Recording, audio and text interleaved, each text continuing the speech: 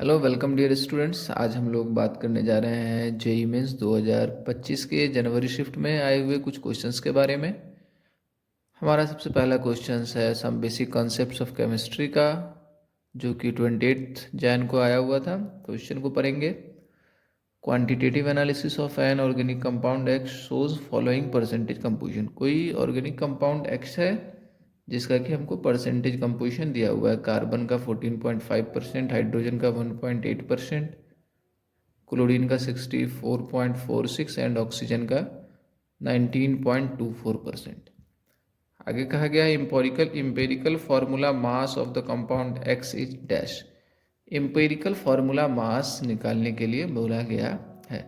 तो हम लोगों को मालूम है इम्पेरिकल फार्मूला निकालने का तरीका। हम लोग क्या करेंगे, सबसे पहले हम लोग यहाँ पे एलिमेंट ले लेते हैं। इसका सॉल्यूशन की ओर हम लोग जा रहे हैं। एलिमेंट हमारे पास 4 एलिमेंट है। पहला है कार्बन है, क्लोरीन है, हाइड्रोजन है और ऑक्सीजन है। इसके बाद इसका हमको मास परसेंट किया गिवन है। मास परसेंट हमको दिया हुआ है। कितना दिया हुआ है? कार्बन का 14.5%, क्लोरीन का 64.46%, हाइड्रोजन है 1.8% है और ऑक्सीजन है 19.24%।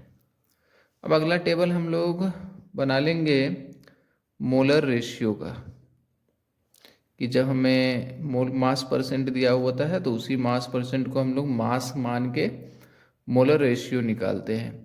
तो यहाँ पे कार्बन का मोलर रेशियो निकालेंगे तो 14.5/12 मोलर मास से डिवाइड लगा देंगे। क्लोरीन का 64.46 अपॉन क्लोरीन का मोलर मास 35.5 होता है। हाइड्रोजन का 1.8 अपॉन हाइड्रोजन का मोलर मास 1 होता है और ऑक्सीजन है 19.24 अपॉन मोलर मास 16 होगा।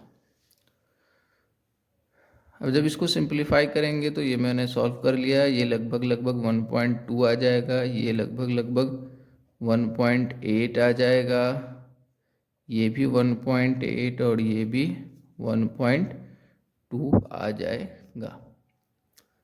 अब हम लोग इसमें एक टेबल में एक और ऐड करते हैं, मिनिमम इंटीग्रल रेशियो निकालते हैं हम लोग। मिनिमम इंटीग्रल रेशियो देखते हैं क्या आता है। इंटीग्रल रेशियो, अब यहाँ पे इसको हमको मिनिमम छोटा से छोटा इंटीजर बनाना होगा। तो हम लोग इसमें ऐसा करते हैं कि 0.6 का डिवाइड लगा लेते हैं। सब में 0.6 का अगर हम लोग डिवाइड लगा लेंगे तो ये लगभग 2, ये 3 हो जाएगा, ये भी 3 और ये 2, मतलब 2, 3, 3 और 2 हो जाएगा। देयरफॉर हमारा जो इम्पेरिकल फार्मूला बन रहा है, इम्पेरिकल फार्मूला जो हमारा बनेगा वो हो जाएगा carbon 2, chlorine 3, hydrogen 3, oxygen 3, oxygen 2। ये हमारा बन गया इम्पेरिकल फार्मूला। ठीक है, तो अब इसका हमको मास कैलकुलेट करना है। इम्पेरिकल फार्मूला मास कैलकुलेट करना है तो 2 कार्बन है तो 2 × 12 प्लस 3 क्लोरीन है तो 3 × 35.5 प्लस हाइड्रोजन 3 है तो 3 × 1 प्लस 2 × 16 कर देंगे तो ये हो जाएगा 24 प्लस ये हो जाएगा 5 3 जा 15,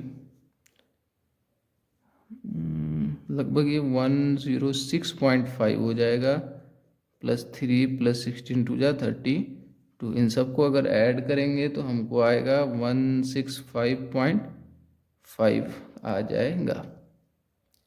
अब जो हमारा आंसर का फॉर्मेट दिया हुआ है वो दिया हुआ है 10⁻⁻1 को हमें बाहर लेना है तो ये हो जाएगा 1655 × 10⁻⁻1।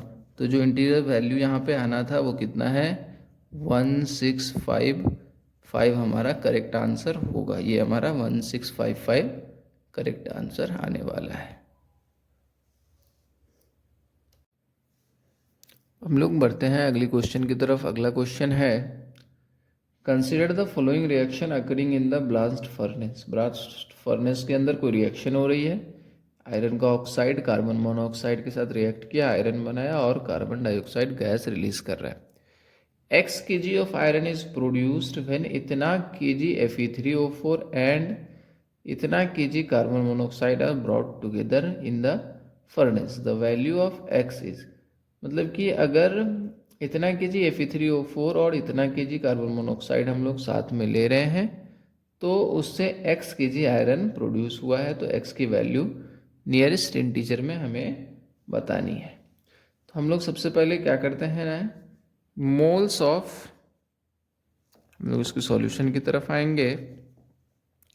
मोल्स ऑफ Fe3O4 हम कैलकुलेट करते हैं।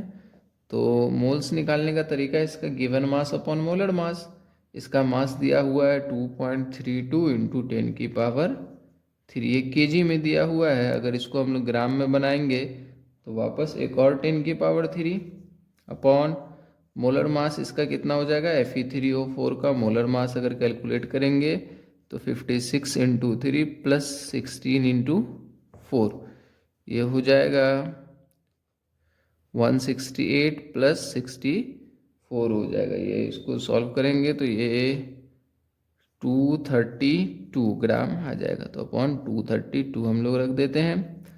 यहाँ से सॉल्व करेंगे तो 2 0 आ जाएगा यहाँ पे, इससे ये कैंसिल हो गया, 2 0 से ये कैंसिल हो गया, तो 10 की पावर 4 मोल आ जाएगा। इसी तरह से हम लोग मोल्स ऑफ कार्बन मोनोऑक्साइड भी निकालेंगे।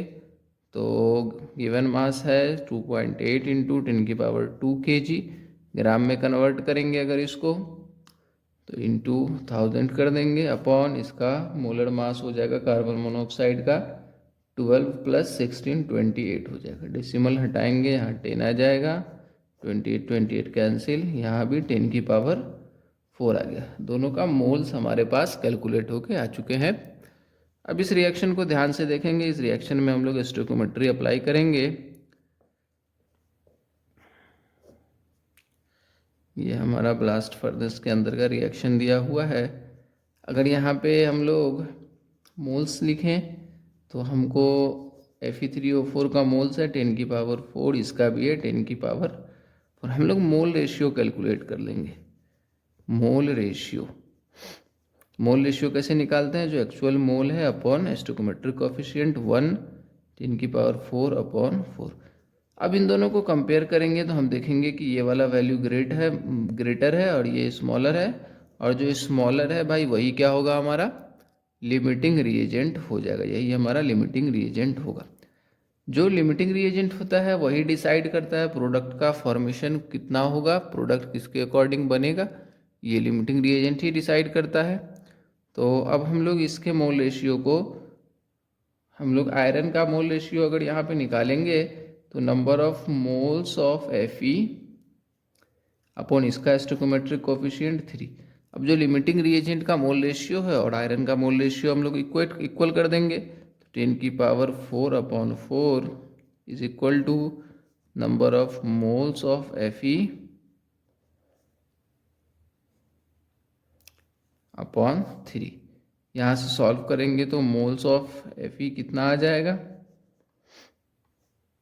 3/4 इंटू 10 की पावर 4 मोल। लेकिन हमको मोल नहीं बताना है, हमको मास बताना है, केजी में बताना है। तो ये मोल्स आ गया, तो मास ऑफ Fe अगर यहाँ पे कैलकुलेट करें, मास ऑफ Fe कैलकुलेट करें तो मोलर मास से क्या करेंगे, मल्टीप्लाई कर देंगे इंटू 56, ये ग्राम में आ जाएगा, अपॉन 10 की पावर अगर 3 लगा देंगे तो यही चीज़ केजी में फिर कन्वर्ट हो जाएगी। इसको सिंप्लीफाई अगर किया जाए